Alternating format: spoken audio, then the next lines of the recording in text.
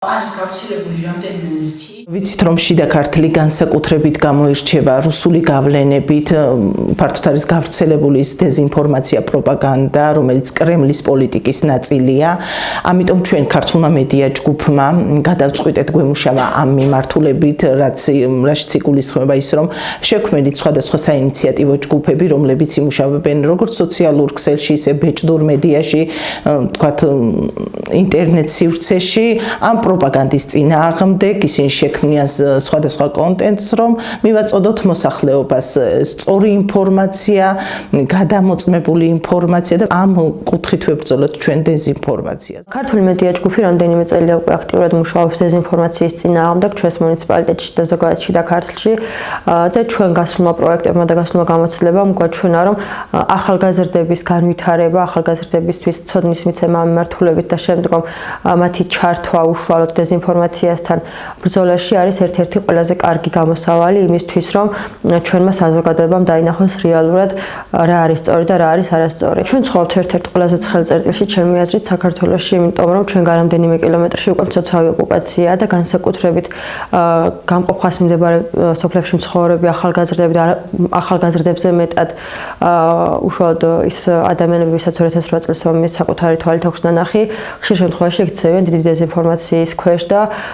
არიან ცრუ ინფორმაციის მსხვერპლი. რაღაცა პერიოდის განმავლობაში ვიღაცას რაღაცაში წაადგეს. უკვე დიდი ხანია რაც თანამშრომლობ ქართულ მედია ჯგუფთან და ხშირად ვერთვებით მათ პროექტებში,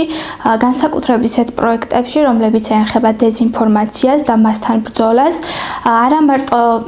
საქართველოში, არამედ საზღვარგარეთაც მქონდა შესაძლებლობა, რომ ჩართულიყავი პროექტებში ამ კუთხით და მიმეღო უშუალოდ პრაქტიკა ამასთან დაკავშირებით და ვფიქრობ, რომ ძალიან მნიშვნელოვანია თვით ახალგაზრდების ჩართულობა დეზინფორმაციასთან ბრძოლის საკითხში, რადგან განსაკუთრებით სოფლად მცხოვრები ადამიანები ექცევიან დეზინფორმაციის ქვეშ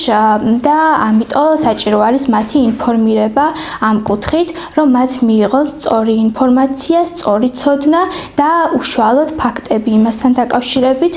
თუ რა არის დეზინფორმაცია, ასევე კონკრეტულად რომელი დეზინფორმაცია არის ჩვენს გარშემო და როგორ უნდა,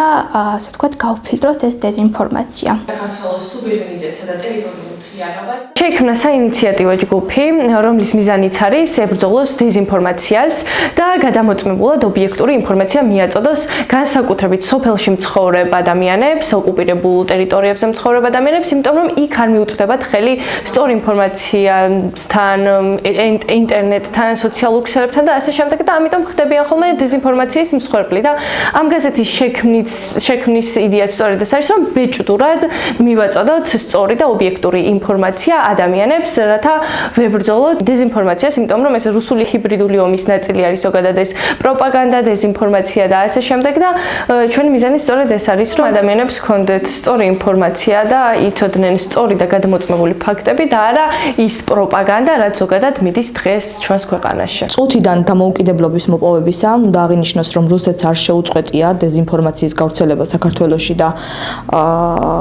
ამ მეთოდით ჩვენი მართვა